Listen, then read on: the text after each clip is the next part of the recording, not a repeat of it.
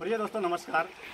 हमें अगर सीधे परमपिता परमात्मा से जुड़ना है तो हमेशा प्रकृति से जुड़ना चाहिए और अबोल प्राणियों से जुड़ना चाहिए, क्योंकि कुदरत का, सृष्टि का, ब्रह्मांड का जो प्रारूप है या प्रतिबिंब है या आत्मा परमात्मा का जो रूप है वह प्रकृति में बसता है और दूसरा अबोल प्राणियों में बसता है।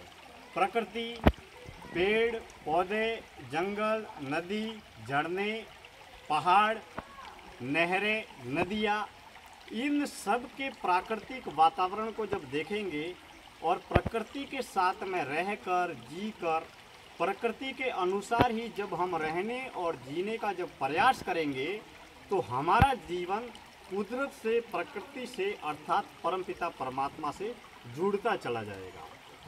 ठीक उसी तरीके से हम पशु, पक्षी, जीव जंतु, जानवर, कीड़े मकोड़े जो अबोल प्राणी हैं, अबोल जीव है, जिनमें बुद्धि नहीं होती है या बुद्धि होती है या फिर अहंकार नहीं होता है। इंसान के भीतर हमेशा अहंकार होता है, इसके लिए वह अहंकार के कारण अपने तल से सोचने लगता है, अपने मन से, अपने दिमाग से, अपने विचारों से सोचने लगता है। लेकिन प्रकृति के सिद्धांत है या प्रकृति के नियम है वह सभी के लिए समान है।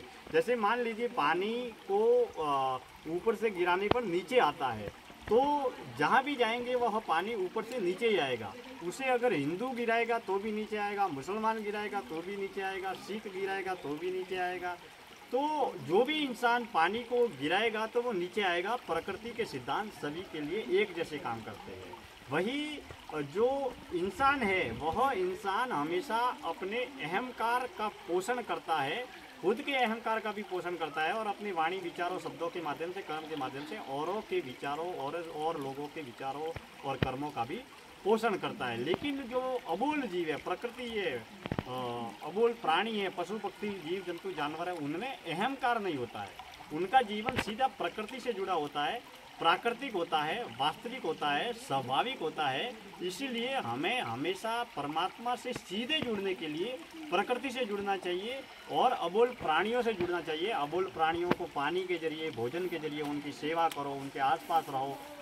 पशु पक्षी, जीव जंतु, जानवर, कीड़े मकोड़े, उनकी सेवा करें, दया करें, त्याग करें, तपस्या करें और प्रकृति से जितने हम जुड़ते चले जाएंगे उतना ही हम वास्तविक जीवन को महसूस कर पाएंगे। मित्रों, महानगर मुंबई के जंगलों से आज की इस जीवन दर्शन की यात्रा का समापन करता हूँ। धन्यवाद।